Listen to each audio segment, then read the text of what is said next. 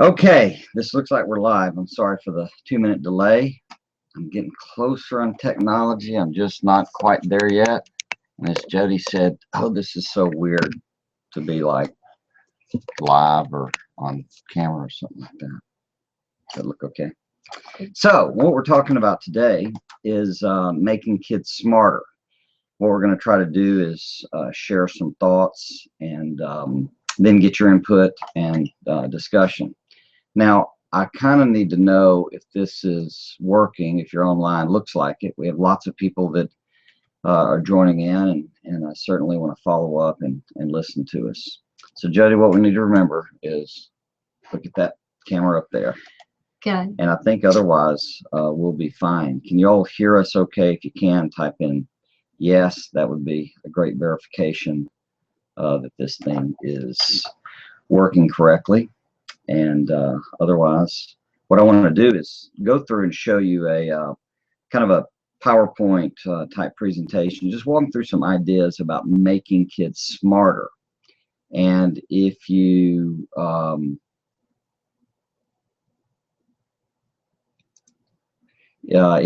sorry, I'm trying to run this thing. If you find this helpful, you can get to go through it again. But if you'll follow the logic of trying to get at, you're going to see that this is probably a really honest concern all of us have that we aren't honest about.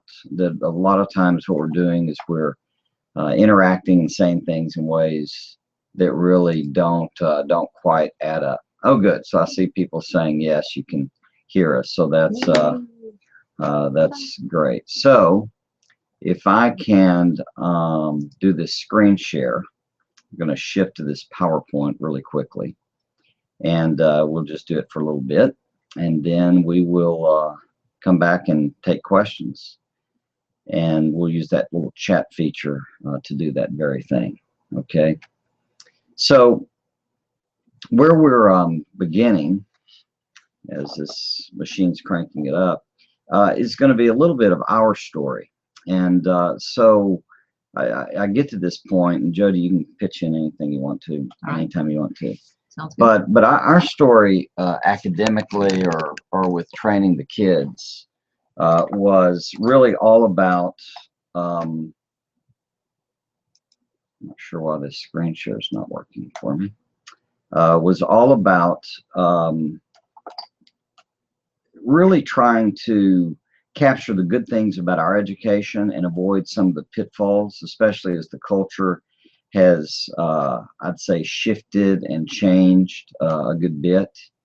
So what we're wanting to do is kind of share from our experience what we've done. So now, kind of academically, I've got a doctorate, which is one friend of mine said is all about your ability to tolerate boredom.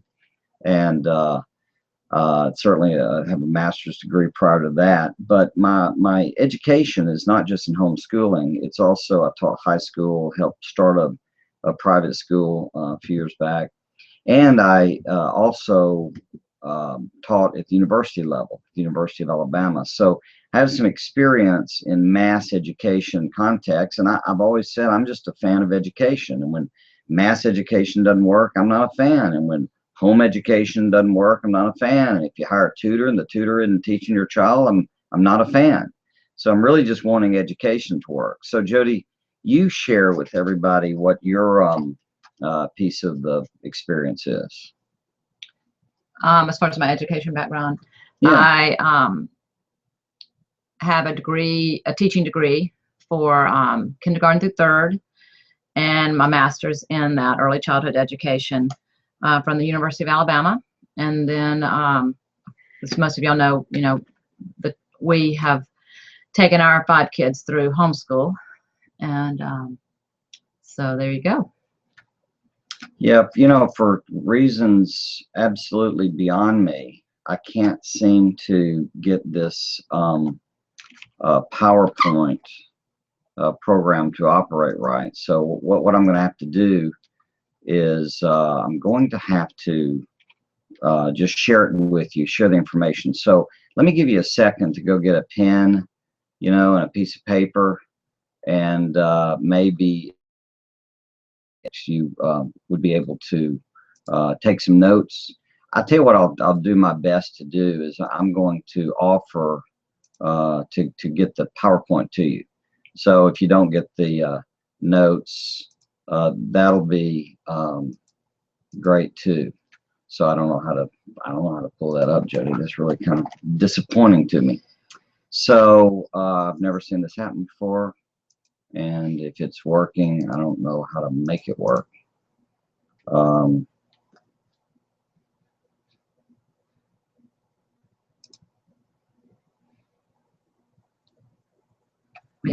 No answers. Technology. Yeah, clicking all the right buttons. Isn't this supposed to be how it works? You just click buttons. Wouldn't education be that great if we could just click buttons?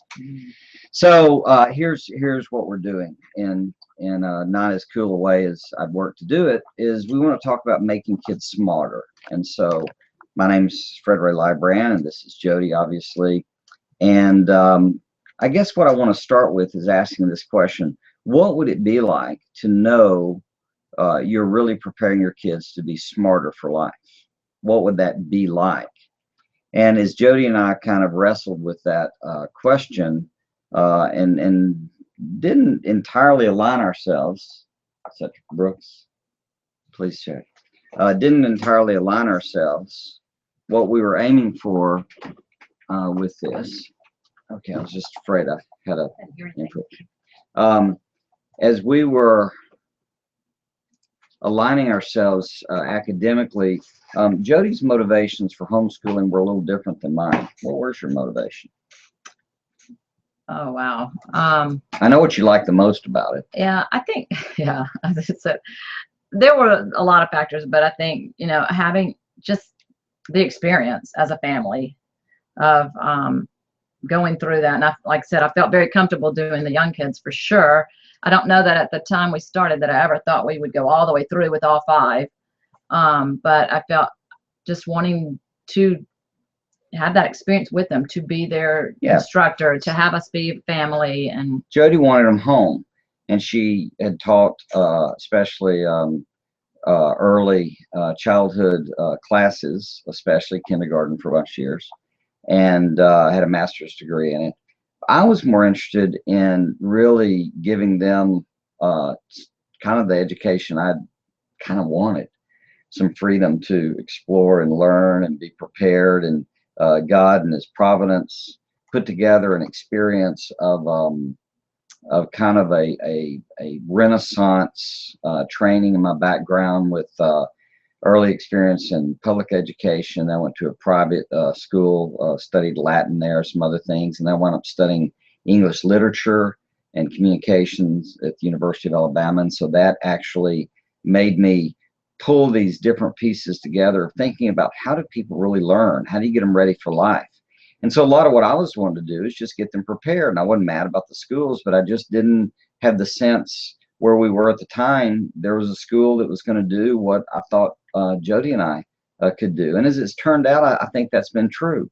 Look, we have 5 kids. They all have done well. 2 have graduated the University of Texas in Austin, one from Abilene Christian, who now works for the St. Louis Cardinals, Laura.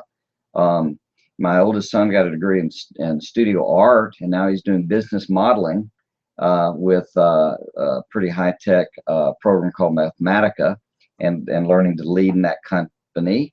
My other son's going to be hired by that company. He's got a degree. He's going to finish this year in corporate communications, and he'll be working with that company and promoting their business modeling side to clients and working with them. The youngest, Brooks, is starting in a few days at the University of Texas, and economics. May switch to applied mathematics or something, but he did an internship with that company doing programming and all. Is doing really great with that. Left out Forrest, who graduated the University of Texas and has written 3 or 4 novels to date. Tripp's written a couple of books. Brooks wrote a book. I mean, it's really fun to see these guys and girls arriving at some potential that they've got, and they've just started. Yeah. So even though I can't show you the slides perfectly, it's not going to matter. I'm going to tell you the information perfectly. So here's how we kind of start with this information about smarter. If you want to make your kids smarter, you need to define the word smarter. And I guess that's the key. How would you define smarter? And this is kind of where I need you to participate for a moment. Just write down, what does smarter mean to you? I'm going to give you my thoughts. You're going to have your thoughts, and let's see if we can learn from it. Okay. So, what is smarter? So everything looks good, except I see us glitching now. That's okay. It'll straighten up in just a sec. If you would type in that chat box, that live chat box, what you would define smarter is, because my experience is if we don't tell ourselves some kind of agreed upon definition about what we're trying to do in terms of making our kids smarter, we don't know what we're up to.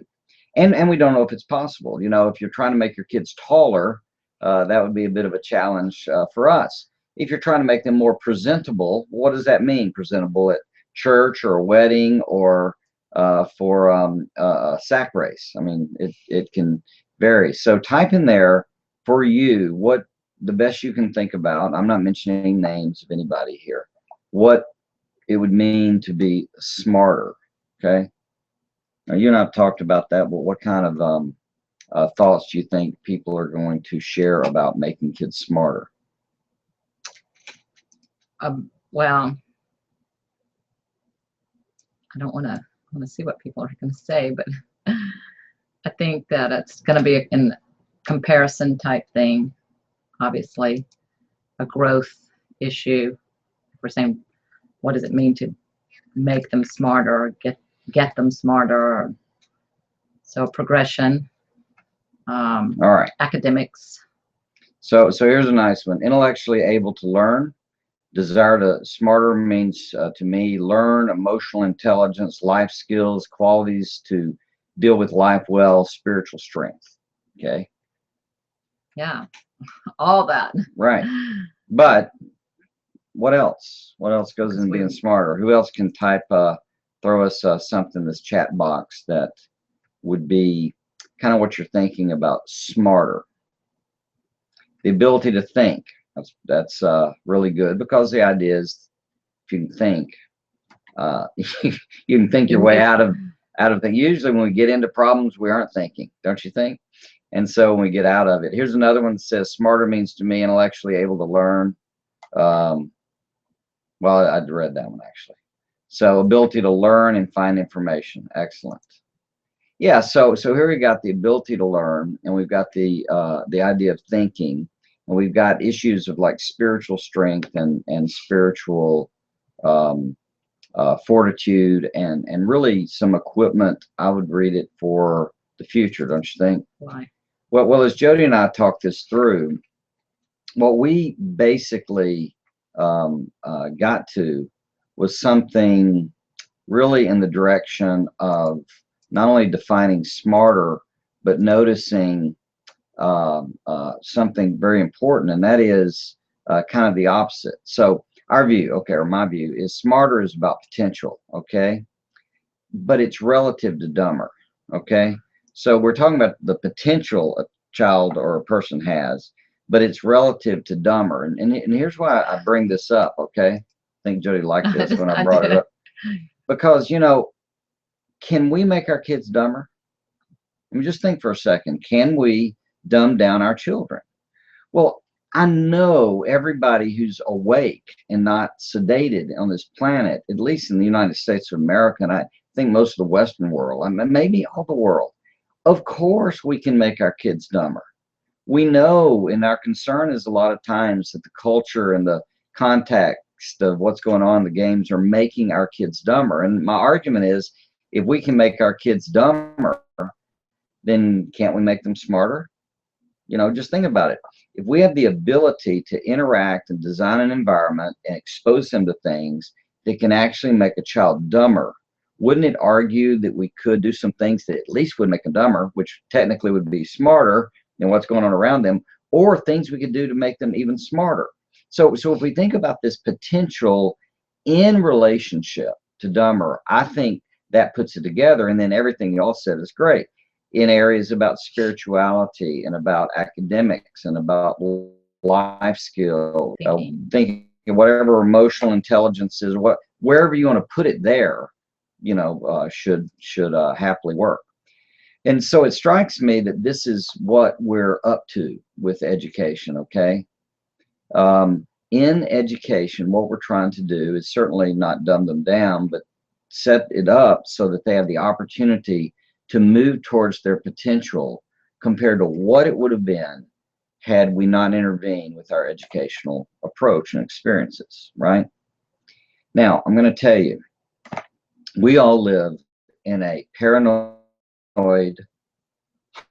humble, obsessed kind of world. And so even to talk about making our kids smarter, there will be people on this planet that will say, who do you think you are? What do you think you're doing? Why would you be trying to do that? People are just as smart as they are. And does it matter if they're smart? Can't you just accept people how they are? And all I've got to say is, next slide. So how do we dumb down our kids really quickly? I want you to write some ideas. I'm going to give you a list, but I want to hear your list too. What are some ways in which you, and Jody had a list, she had a great list. What are some of the ways that we dumb down our kids? Just type them in. As we wait, what we're looking at is what are things we can do that will help our kids dumb down or be not as smart as their potential. Yeah, so like if you never taught a child to read at all, then they're hindered both intellectually and I'd argue spiritually, like the Massachusetts government did. There was something called the Deluder of Satan Act back in the colonial days, and it was a law that they had written in Massachusetts that required all children to be able to read by the age of 6. I'm not saying you should hurt your child, I'm just saying. And because the idea if a child could read their Bible by the age of 6, then Satan was deluded. He would be hindered because they would be able to read the Word of God. So video games and TV. Okay, those were, I think, the first two Jody named. So why do video games and TV dumb down our kids? I mean, if we're wanting to make them smarter, if they live in a world with TV and video, is it simply a matter of no TV, no video, or what's going on? What's your concern? Just you be a mom. Right. Well, I mean, and we did very limited TV and video as they were older. For a while, we had none, but so we didn't do the no, total taboo.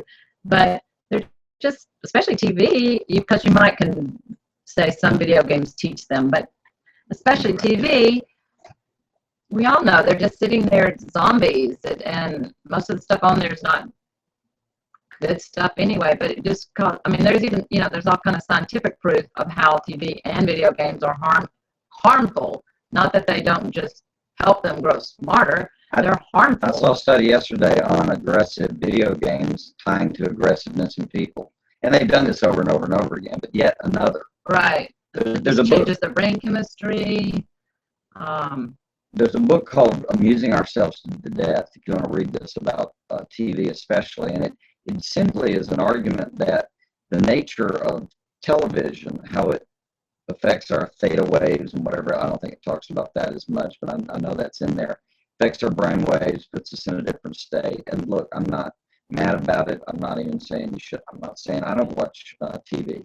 However, the point of Neil Postman's book is that reading itself, even if you're reading junk, does more to help the brain work and grow and develop than watching TV, even if you're watching something good.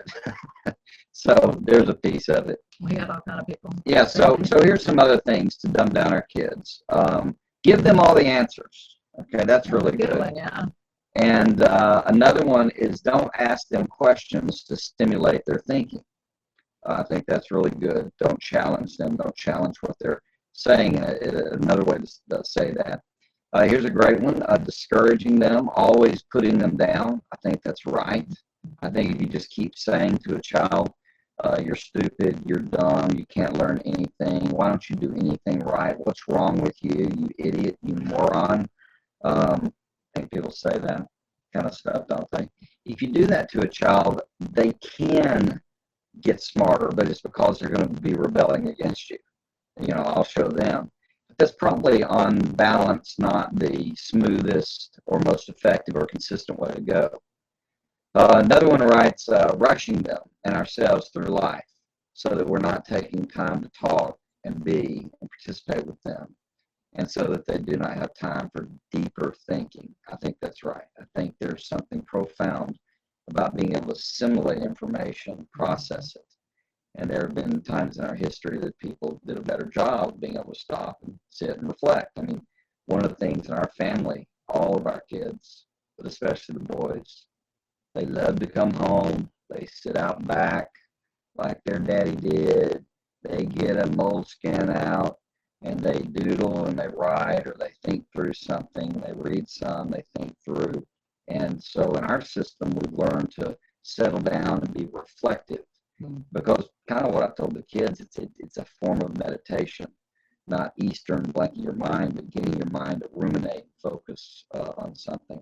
Negativity is in there. Okay, so those are great. I think all of those things are great ways if you want to dumb down your child. I hope you took notes, because those will come in very handy for you. Jody, anything you want to add to that? And I think there were a few that were up top that maybe one I read part of that kind of was hitting at that. Oh, just let them do whatever they want to. Let them sleep when they want to sleep, eat when they want to eat. Just leave them to their own devices. That will dumb them down because kids do not make good choices. So you're against unschooling? I didn't know That's not quite unschooling, but yeah, well, unschooling, you could, a step further would be unlifing, and I'm not against unschooling, actually, especially if usually what's happening is there's subtler things going on in the system than encouraging learning and doing than what that may sound like. But yeah, but exactly. These kinds of things, leaving them to themselves, TV, the way we approach them, not exposing them to things. I noticed nobody mentioned not stretching them. I'll get to that in a second. But that would be another piece of what you're going to say. Yeah, I would even say it would make them dumber to think that if you're trying to homeschool them, that you don't have any kind of schedule and you just kind of hit or miss whenever you threw some education at them or something they were supposed to do, and you just, took breaks all the time and just did very little schooling. That's going to make them dumber. Also, not measuring anything, as much as we hate it, what we've learned, and Drucker, a management guru, kind of pointed this out, is that you get more of what you measure. And I would even argue maybe beyond that, kind of what you measure is your mission. And that relates to things like character. If you don't measure character and talk about it, it developing probably won't be reinforced in your family approach, your family system. So some level we still need to know how they're doing in math, how they're doing with reading. And the areas in which we stumbled academically with the kids were areas we didn't measure. Yeah. Especially reading comprehension for a while on a couple of the kids. Yeah, it doesn't mean it doesn't have that measurement doesn't have to be a test every day or every week or something. You can measure things a lot of different ways, but I think that's very true. Now, so what I want to do now is just tell you, describe what I would suggest, or Jody and I suggest you think about for making your kids smarter. So here's kind of the answer. What we're going to is one primary thing. Get this one thing down. You don't have to remember all this other stuff. However, I think all this other stuff's useful too. Hence our reason for mentioning it. We don't want to make them dumber. Smart is relative to potential of what they could have been, or could be, or could move towards. Okay. So what I want to stress really quickly, if you're taking notes, and again, I'll get you the PowerPoint slides. I'm sorry this technology didn't let me show it to you. But the essential basic thing that we're looking for is you want to cultivate skills over content.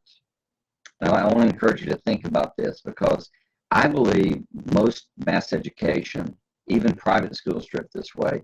They get into content over skills. So it's busy work and information, and then it becomes how much do you know about the capitals in the U.S. or the world or different cultures, or how much data, all this data.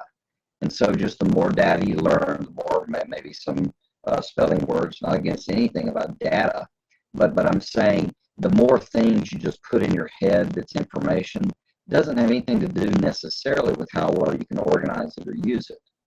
What you really want to be doing is thinking about the content, etc., as it relates to developing skills.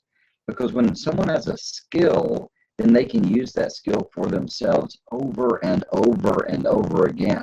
It's kind of that old thing about, give a person a fish and you feed them for a day, teach them to fish and you feed them for a lifetime. I would say teach them how to run a factory, a fish factory, and you can feed the whole town. Do the analogy however you want to. But the truth is that if you do learn to fish, that puts you in a different spot than just knowing how to eat a fish. Content is just kind of eating a fish. So if you think skills, you're going to be in a better place. And I just want to tell you there are two kinds of skills. One is universal, and the other is individual. So with your child, you're going to want to develop universal skills and then individual skills. And so universal skills, they run like this. The 3 R's, remember them? Reading, writing, and reading, writing, and arithmetic, right? So the spelling's not in there. But yeah, we say that. Those essential things, reading and writing and arithmetic, if someone knows how to read, they know how to access the great minds in history or in the world. If someone knows how to write, they know how to articulate. And writing has another benefit, which is not only articulating, communicating, clarity, and persuasively, but it actually helps you think clearer. So when you write it, it forces thinking. And if you ever read somebody's paper on something that's kind of gobbledygook, you're getting a very clear picture of the way they're thinking about it. It's a very clear reflection of their head. It's not that they don't know how to say it, it's they don't know how to think about it. So, and I'm not talking about people that are so young they can't write. I don't mean that, but I'm just people that are older, people, that are, I'd say 12 and up, or maybe 11. So those reading, writing, arithmetic are essential skills that are universal. And when I say universal, what I mean is we all universally can run, most all of us. But some of us can run in marathons or win races, etc. I'm not saying there are going to be some that are better readers and some that are better writers. But I'm saying everybody can read at a beneficial, make you smart kind of level, or write, or do mathematics. No matter what you think, you still can do it. You can get to a place of being able to know how to function in this world mathematically. Another universal skill is logic, how to make sense of things, how to understand contradictions, how to realize and appreciate when someone is saying something that does not add up logically. I kid you not, I was watching something 2 days ago. I came and talked to Jody about it because I'm watching, I'm not entering the evolution creation debate. I'm just saying, I was watching something and I had people who are evolutionists talking about how humankind and dinosaurs overlapped and why we developed our fight or fright thing because of fear of dinosaurs. And I thought, I'm pretty sure they say there's a 65 million year gap between dinosaurs and humans. They weren't together, which is part of the conversation debate. Now, they could have said lions and tigers and bears, oh my, but they didn't. And I'm just sitting there going, how do you get yourself in a state of mind to logically affirm the growth of human beings from non-organized, non-cellular matter to cellular matter to, over time, to grow up and understand the progression of these creatures and animals, and yet not keep the logic together in your head of how this stuff sequences out. That's bothersome. I know that's bothersome to me. And it's that kind of stuff that prepares people for life to understand and not make mistakes in what they're up to because it just doesn't hold up to logic. Reading comprehension, the ability to grasp information quickly from the symbols known as letters that form words and paragraphs and all the rest. So being able to read and comprehend. One of the most exciting things I've done in the past year is just finished a reading comprehension course that I think is better than our writing course. I think this is going to be revolutionary for anybody that either has trouble with reading or who wants to learn to read even faster. And that was my thing. I wanted to read better and faster. So I've had like 8 courses in my life, never mind other stuff. I'm just trying to go, how do I get this information out of this written stuff? And boy, when people can learn to do that, it's magic. It's a great skill. Memorization is another one, the ability to put information in your head and recall it. And in fact, lots of information. You can jump in here. You look like you might want to talk in a moment. You're good. But memorization would be a universal skill that everybody needs to learn, how to memorize and recall information. Communication is another one. Everybody needs to learn how to communicate effectively, how to clarify what they want to say what they mean, interact with someone to make that clear, understand what the other person means, so you can get things accomplished in this world. Another universal skill is problem solving. So we got the 3 R's. We have logic, we have reading comprehension, we have memorization, we have communication, we have problem solving. Problem solving is the ability to look at an obstacle or a difficulty in a way that anticipates you can come up with a solution. And then you start working with it in ways that that's what you do. You don't just walk away or give up. You just take it on as a challenge and use skills and make it happen. A lot of mathematics, certainly engineering, is that sort of thing. But it's not just mathematics and engineering. Sometimes it's getting the baby to eat the yuck, whatever you try to use to name them, other things, the pureed vegetables. Yeah. Okay. So problem solving. Discipline. Discipline's a universal skill. That's where your child learns to itch but not scratch. And I'm not talking about literally, but I'm saying I want to go play or I want to look around, but you know what? I'm going to focus and get my math done and then go play and look around. Learning that ability to organize what you're doing around what you want to accomplish because you have discipline. You just don't rush off to every impulse like you're a lizard or something. We do that notoriously. We have a gecko invasion, so this is kind of in our mind right now. And I'd add finally clear writing, and I would add persuasion. So clear writing went with the 3 R's, but actually there's another level of learning how to organize. It's kind of combining the logic piece with it and the memory and the communication, the problem solving. All these things come together in being able to orchestrate a clear piece of literature, information in written form. And persuasion is how to use a lot of these things, whether verbal or written, to actually engage people in broadening, improving, changing their view, their direction about something. And so that turns out to be an important skill, especially persuading yourself. So those are the universal skills. Now here are the individual skills.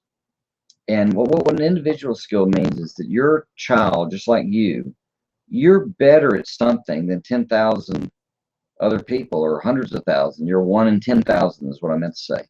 And so on average, you have something you can do that's just strikingly amazing or potentially amazing. I'm not saying you know what it is, but I'm going to give you an idea of how to find it out. And this is where we call these things, like talents, special abilities that we've been handed by nature or God, however you want to think about it, to be a good steward of, to make use of, or not. I'm sure we have choice and freedom somewhere in here, but the fact is that if you've been given ability, it might be a hint about something to do with life. And I'd say smarter is you learn these abilities that you have, these talents, and you use them, you optimize them. If you don't ever use them, don't develop them, I would say dumb. That's that dumb direction. So the question comes up, how do we know our talents, or how do we know a child's talent?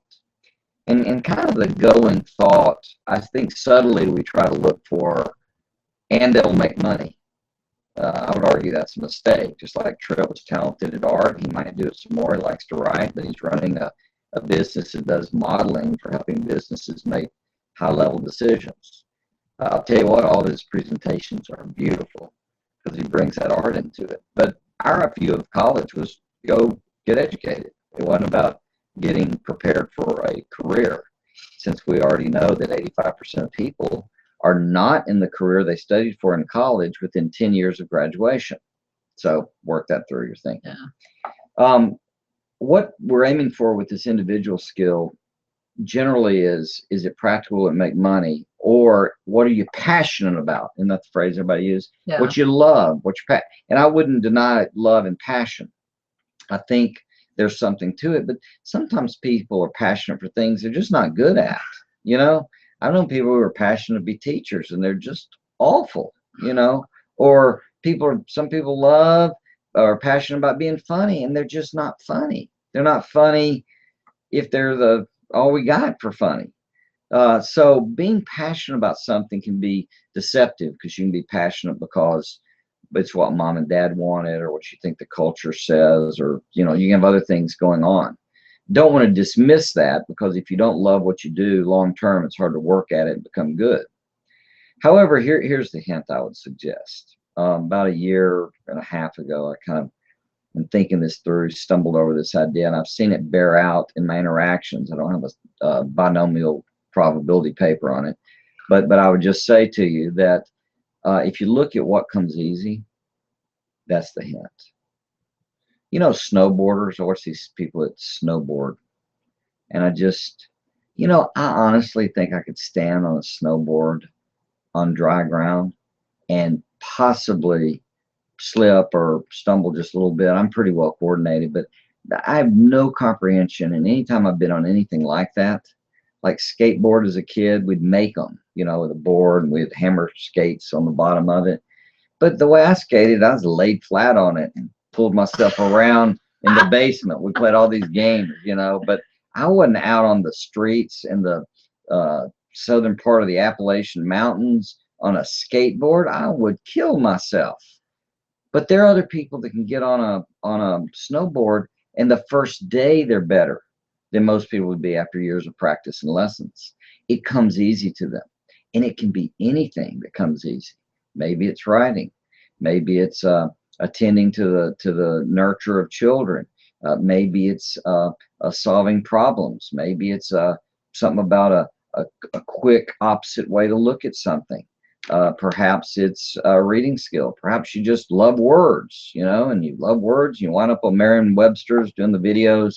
The girls usually with the cool glasses telling you the definition, the history, the etymology of the word. You just can't get more fun than that. So anything that comes easy is a huge hint. And I'd say it this way, borrowing from, I read this, I'm pretty sure Stephen Covey had written it, that he said, or maybe one of the people in one of his books said, treat your kids the same, or rather treat your kids all the same by treating each one differently. Treat your kids all the same by treating each one differently. If you have that mindset in place, then looking for what comes easy to your child and encourage them to see where they go with that, because what comes easy means they have the potential to really take that somewhere. And in my experience, when it comes easy, you kind of develop a love and passion for it. We just live in a world that keeps telling everybody, wait, unless it's hard, it's not worth anything.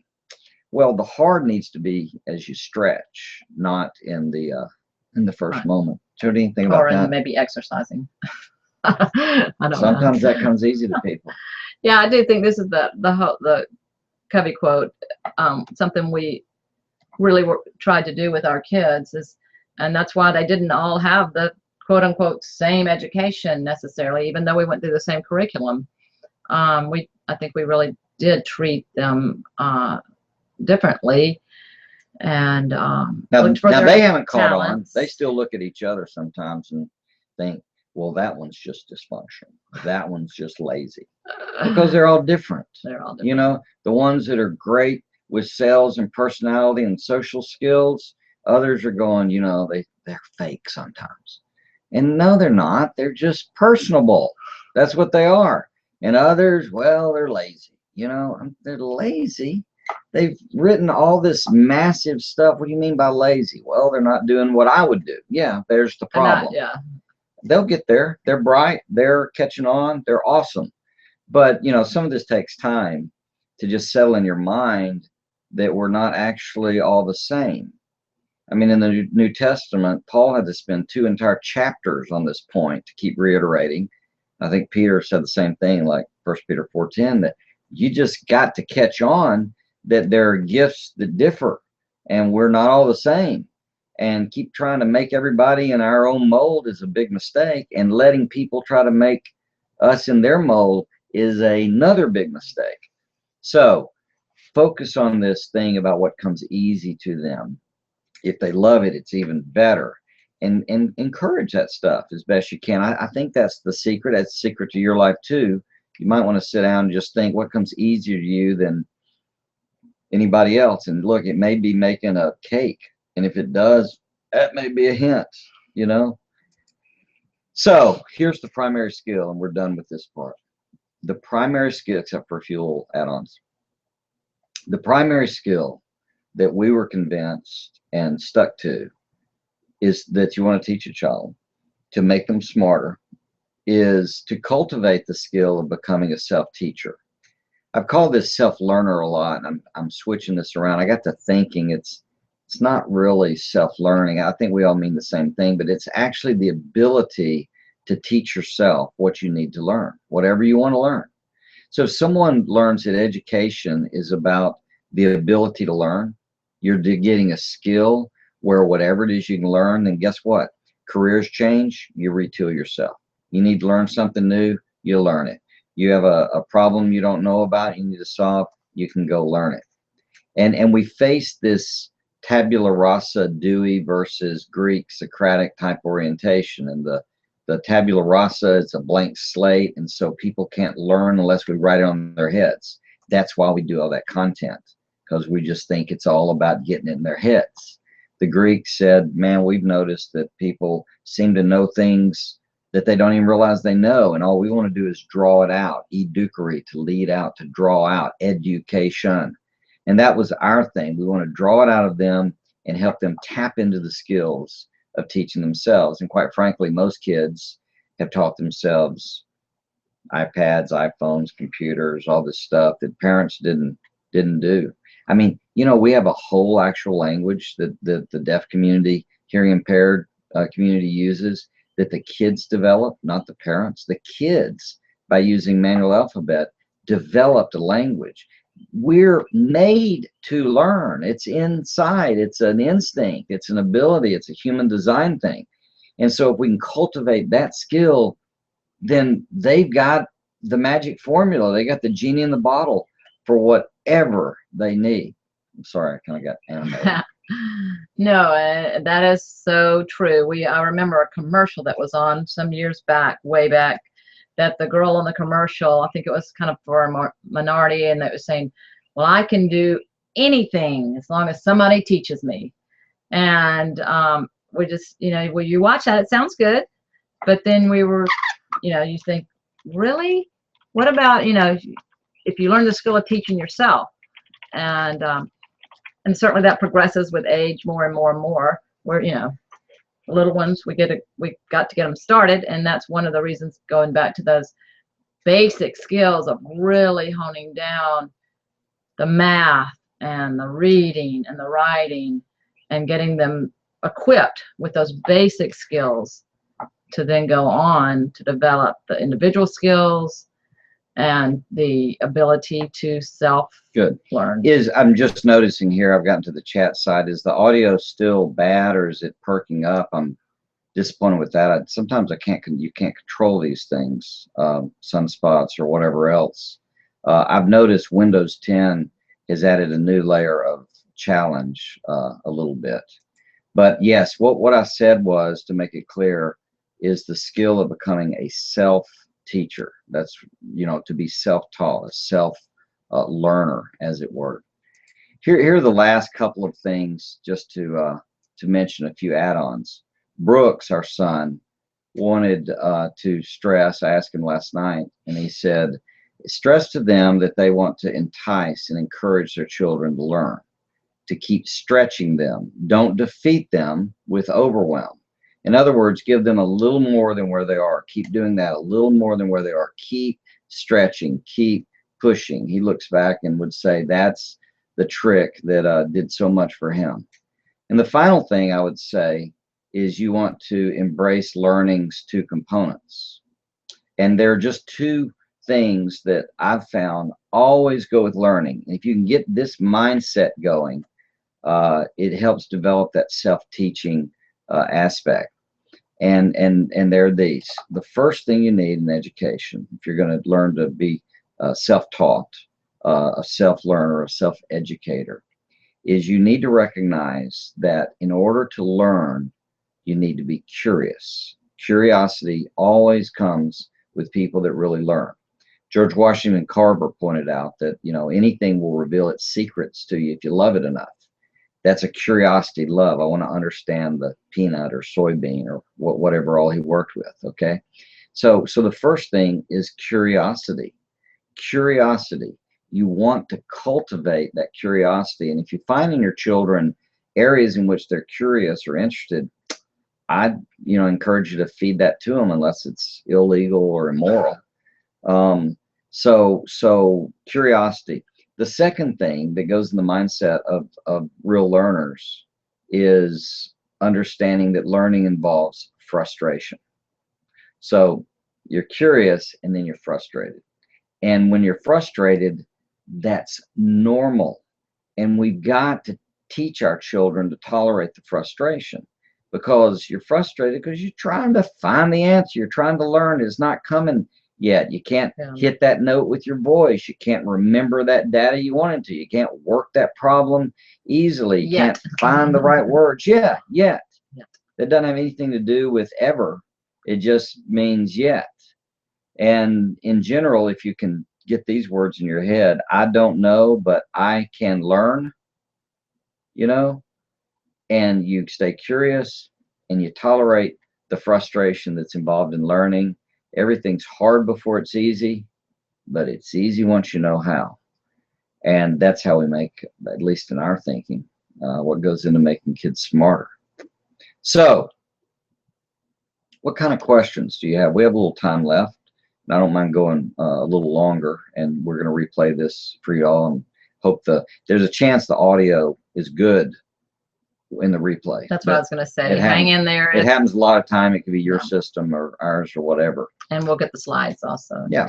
So what kind of questions you have related to this information? I can repeat things, etc. But the idea is that we're wanting our kids to be smarter rather than dumber. There are things we can do to dumb them down. Don't do those. Okay, just don't do those.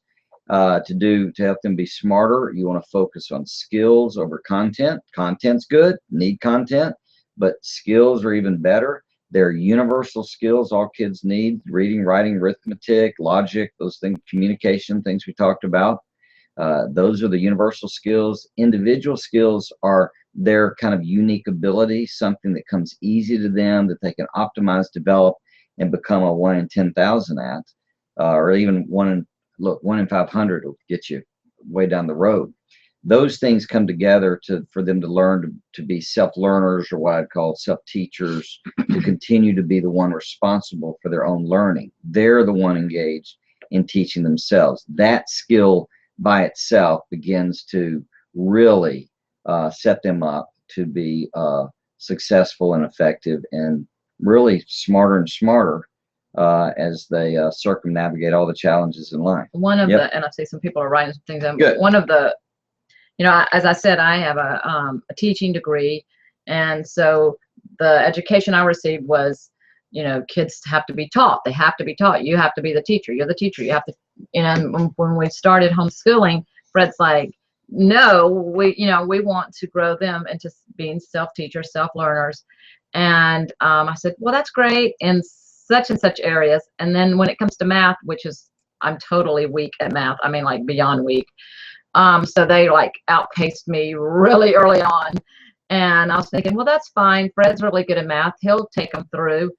And it really took me a while to realize, oh my goodness, they can actually take the book, teach themselves the math without either one of us.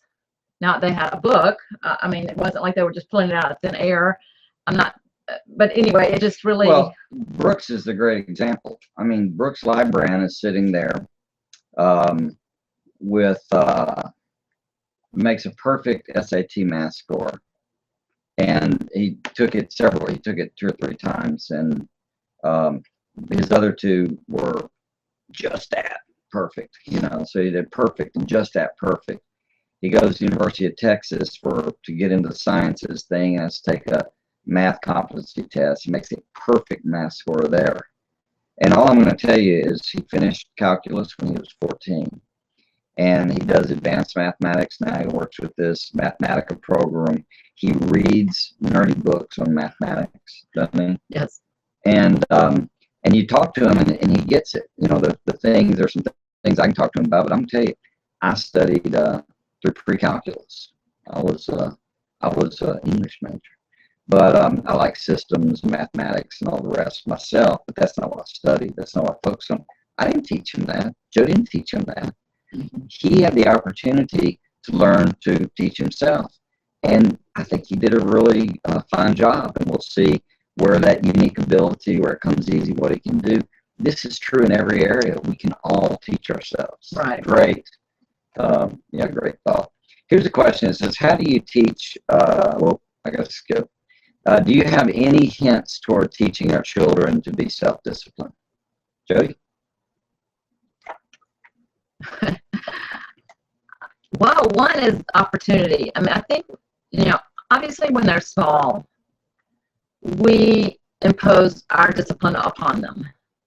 And I think that discipline is good, like in structure and schedules and saying no to, a lot of things, saying yes to some things, as far as just we're imposing on them. And so then from there, as they're a little bit older, you start giving them some choices and seeing how they handle those choices.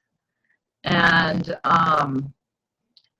so I think opportunity is part of that. Getting them to see the consequence of not being disciplined.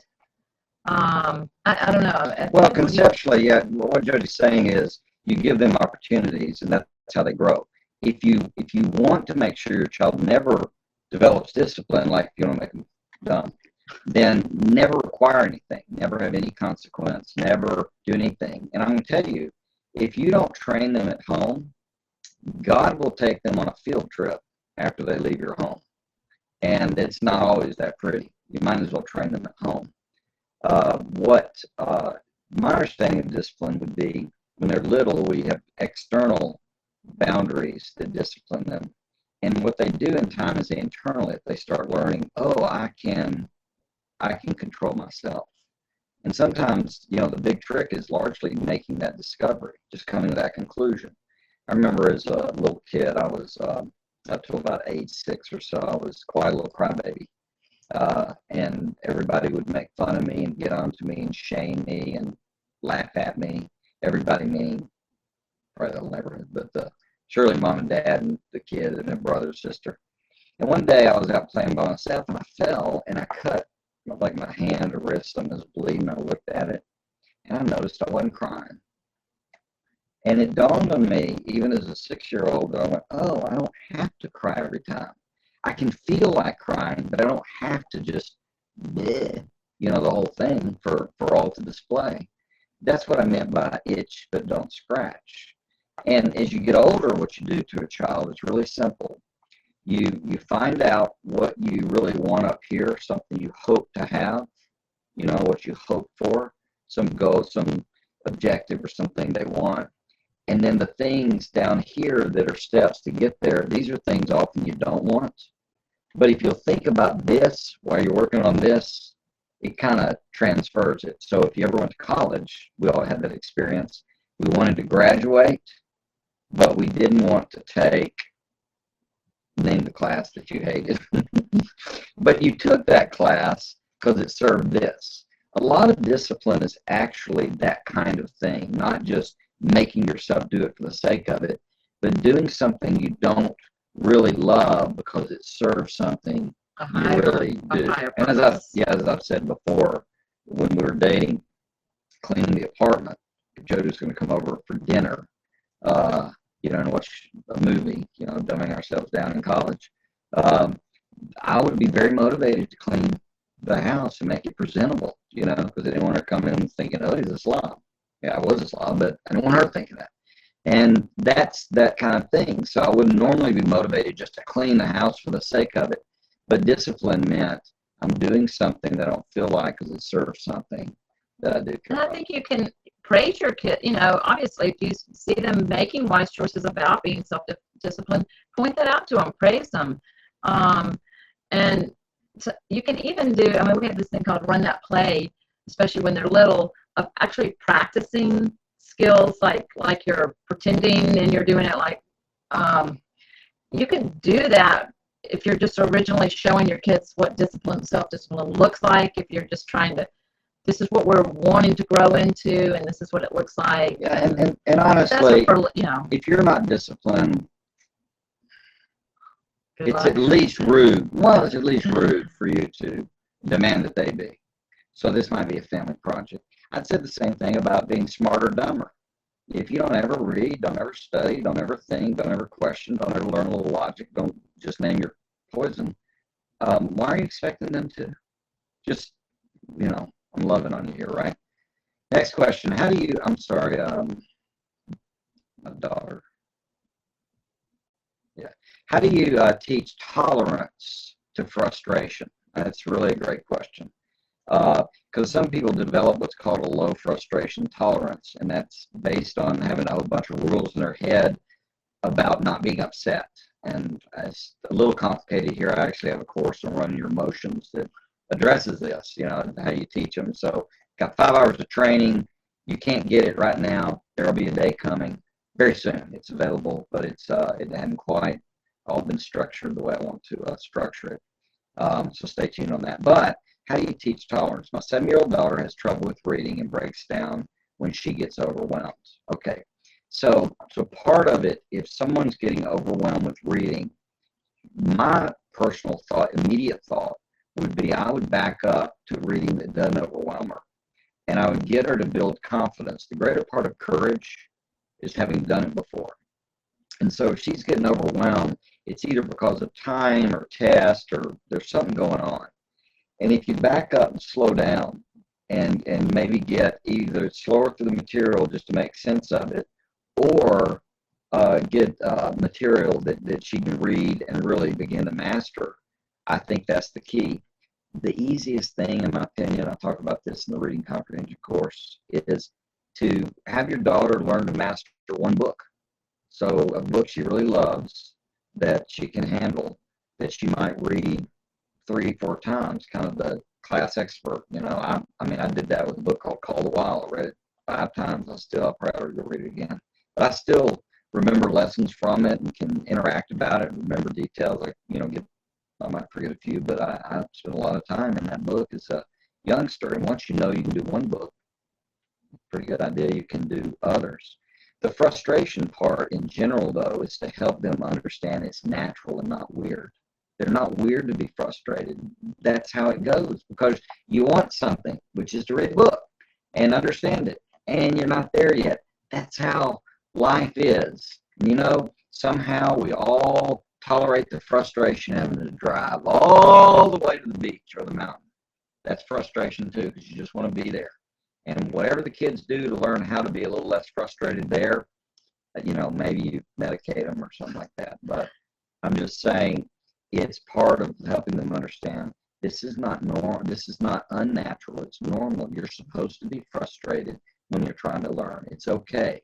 We're going to give room to that. We're not going to pick on the kids. Notice the progress, smaller chunks, all of that I think would help her. So someone writes, I really like the 7 words. I don't know, but I can learn. I really like them too. I didn't admit them, but I like them. Question. I try to encourage both of my kids to follow their passions. In both of their cases, what comes easy to them, good. I also encourage them to learn things that they are not interested in. Do you think there would be benefit in me encouraging this? Well, the non-interested things is if they are necessary for life skills, universal stuff, I'd say, yeah, there's stuff you need to understand and know. You don't like math, that doesn't have anything to do with it. You might need to learn something about mechanical repair stuff. you don't like it, but get over it. This is one of the things that you need to know about. It's not, oh, I know how to dial AAA. Well, that's fine, but at some point you might need to know how to change a tire or to look at an engine or something like that. If that's in your context an issue. So I think it's great to encourage them to learn things that they are not so interested in. Well, and that's part of just all of life, especially like if they do go on to college. There's classes and we keep using this example, but there's just classes you don't like.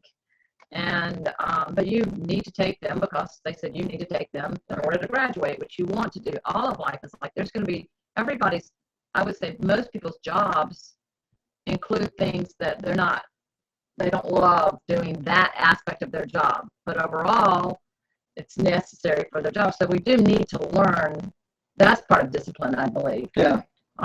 If we have friends that have love ballet and have daughters that did ballet. One was in a professional, or may still be ballet, still is in a professional ballet company.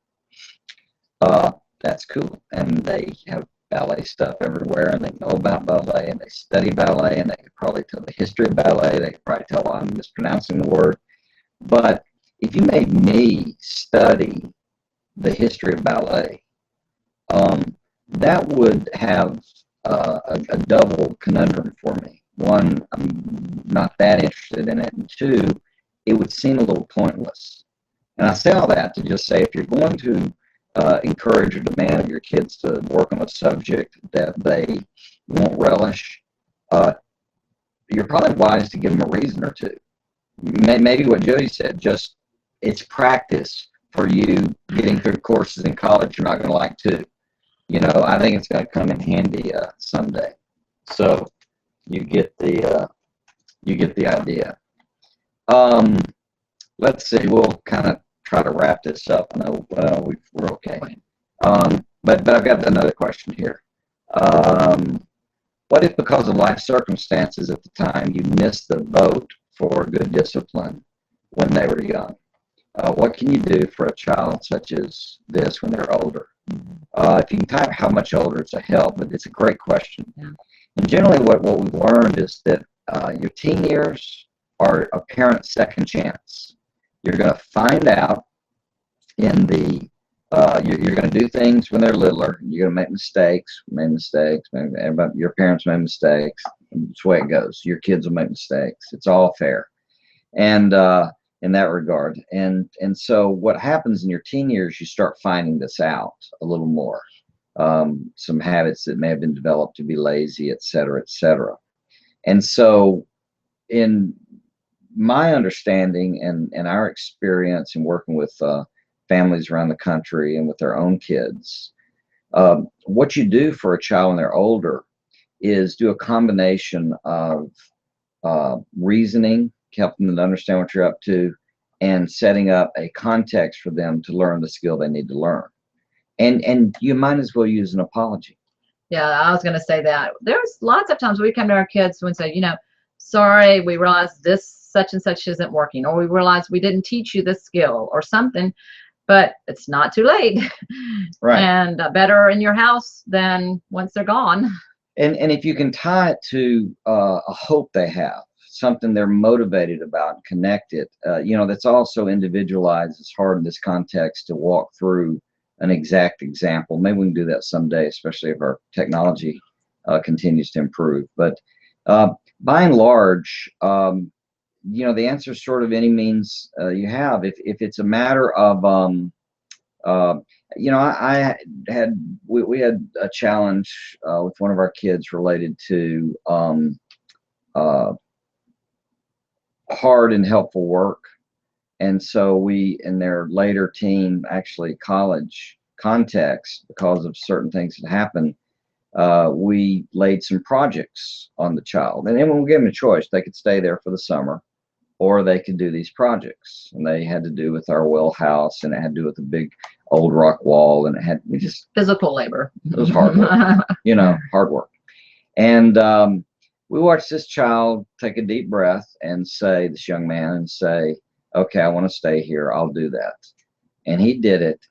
And he still will sometimes go over and years later look at that wall with fondness because it showed him he could discipline himself, and he did a good job. It looks good.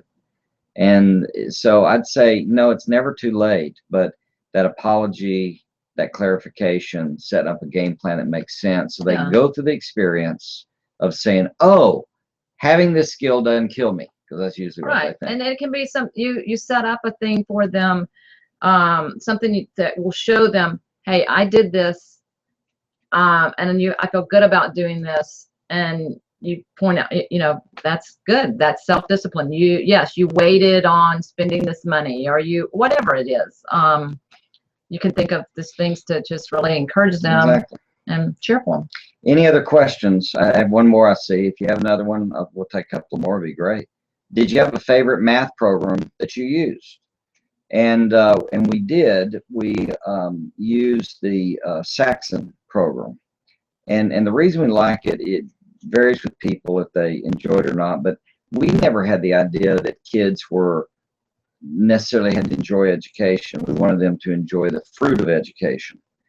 And so I think our kids enjoyed being done with math more than doing math, Yeah, I'm not even sure Brooks wasn't that way.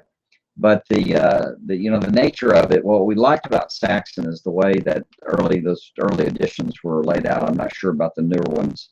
I hear there's some debate. But they're not trying to divide math into geometry and fractions, these units or whatever y'all call them, teachers. They were trained as, but rather you're constantly in a process of learning math. And so what they're doing is introducing new things to you, and a lot of the lesson is reviewing old stuff. So you're reviewing old, you're getting new, reviewing old, getting new, and it integrates, but it's not taught like we were taught. So we would say I was bad with long division, but I was good with fracking. It doesn't make you think that way, and it's not a good way to think, because math is not easily divided into that kind of stuff.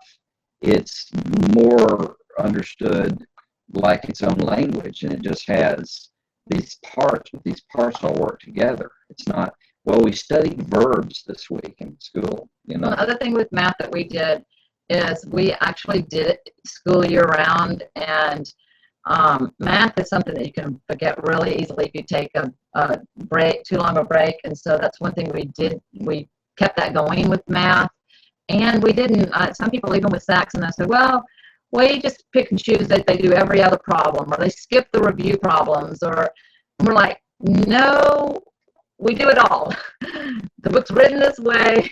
We did it all. Right. So that was our goal. Yeah. And this comes in handy. I remember Brooks started calculus, and it was frustrating to him. He's 14. His cerebral cortex is not at his peak yet, and he's struggling. And he's frustrated.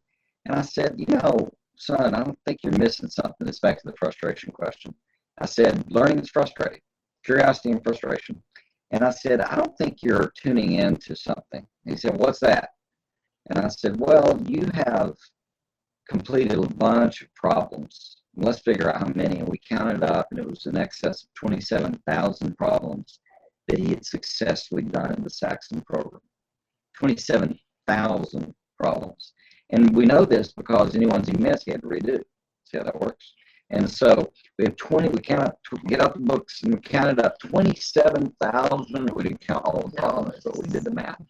I said, if you can conquer 27,000 problems in a curriculum that's taught you all this stuff, or you taught yourself, don't you think their calculus book will get you there too?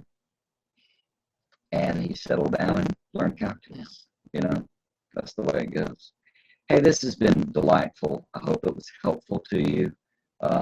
This is the kind of thing that we're trying to do, and we're going to set aside a relationship with people that want to be a part of helping us continue to train people in parenting and how it integrates with education and the development of your child's potential. We've got courses on coming out. We've got one on goal setting for kids, one on memorization, how to focus, reading comprehension, how to solve problems, how to do relationships, the writing course, obviously, all of these things are coming together to kind of be 9 courses for college readiness. And you'll know more about this in the course of time. But it's the stuff we love and we care about. And, you know, if you weren't involved and challenging us and asking questions and thinking, I mean, none of this would matter. We kind of desperately need you. So hope this was helpful. And, you know, well, we're cheering for you and hope you're cheering for us and might mention us kindly somewhere out there in the cosmos on the internet and see who might, you know, be a part of what we're trying to do to help. So God bless y'all. We'll talk to you again. Bye-bye. Bye.